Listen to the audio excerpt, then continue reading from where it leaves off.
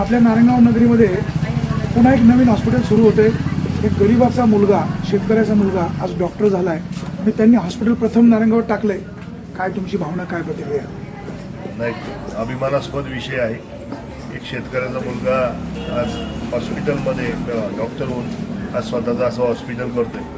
खरं तर नारायणगाव परिसरामध्ये असे अनेक डॉक्टर आहेत की जे अत्यंत हलाखीच्या परिस्थितीतून डॉक्टर झाले। आपण उदाहरण घ्यायचं असेल तर डॉक्टर गोसावींचं घेतलं पाहिजे की ज्यांना आपण खरं तर आपल्या या सगळ्या वैद्यकीय क्षेत्राचं पितामह मानायला हरकत नाही की जेव्हा कुणी येत नव्हतं, कुणी नारायणगावला प्रॅक्टिस करायला जाणवत नव्हतं, अशा वेळेस डॉक्टर गोसावींनी सुरुवात केली।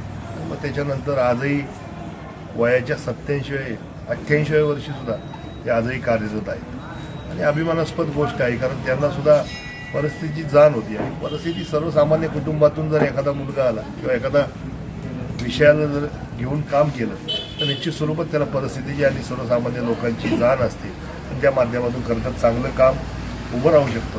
कोरोनाच्या काळात सुद्धा आपण पाहिले डॉक्टर खैऱ्यांसारखं एकच हॉस्पिटल होतं, त्यांनीसुद्धा ज्यावेळेस परिस्थिती अत्यंत बिकट होती त्याही काळात सुरुवात त्यांनी त्या खैरे डॉक्टरांनी केली आणि मग बाकी डॉक्टरांनी जेव्हा पेशंट बघायला सुरुवात केली, अशी परिस्थितीची जाण असलेली म्हणजे निश्चित स्वरूपात एक चांगलं काम, एक चांगलं उदाहरण देऊ शकतात। डॉक्टरचा खरं तर व्यवसायच असा आहे, 24 तास तुम्हाला सेवा देता आली पाहिजे आणि खरं तर कारण तुमच्या एका 2 मिनिटाच्या गोष्टीने एखाद्याचं प्राण वाचणार असं तर मोठी गोष्ट आहे आणि ते ज्ञान तुमच्याकडं आहे। सगळेच कोणी ईश्वर होऊ शकत नाही, ईश्वराचा अंश आपण डॉक्टरांना म्हणतोय आणि मनापासूनच्या या डॉक्टर आजकरींना मी मनापासून शुभेच्छा व्यक्त करत असताना एवढंच सांगतो की रुग्णसेवा ही ईश्वर सेवा मानून जर काम केलं, नारायणगाव ही भूमीच अशी आहे की ज्यांनी काम कर्तृत्व केलं त्याला प्रचंड प्रसिद्धी, यश म्हणजे त्याच्या मनासारखं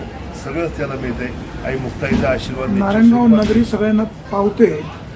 नवीन येणारा डॉक्टर एक बॅग घेऊन येतो, नंतर स्वतःचं मोठं हॉस्पिटल बांधतो। खरं मी यांच्याकडनं अपेक्षा काय व्यक्त करतो? अपेक्षा बघा, त्यांनी प्रगती त्यांची निश्चित स्वरूपात त्याच्या व्यक्तिगत आयुष्यामध्ये करत असताना सर्वसामान्य लोकांना जास्तीचा लाभ कसा देते, त्याचबरोबर खरं तर परिस्थितीने गांधलेले खूप लोक आपल्याकडे येतात, त्यांची सेवा आपल्या हातून जास्तीत जास्त कशी होईल आणि ती तत्परतेने कशी होईल याचा निश्चित स्वरूपात प्रयत्न करावा। एवढीच एक साधी माफक अपेक्षा आमची सगळ्या नारायणगावकरांच्या वतीने असते आणि त्या निमित्ताने त्यांचं जर काम तसं असणार तर निश्चित स्वरूपात नारायणगावकर डोक्यावर घेतल्याशिवाय राहत नाही, अशी परिस्थिती आपण पाहतो।